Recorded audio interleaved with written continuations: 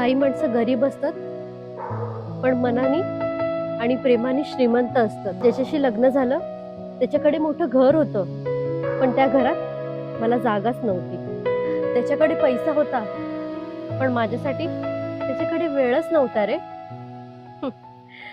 मी हसायला विसरले, जगायला विसरले आणि म्हणून मी स्वतःलाच संपवलं.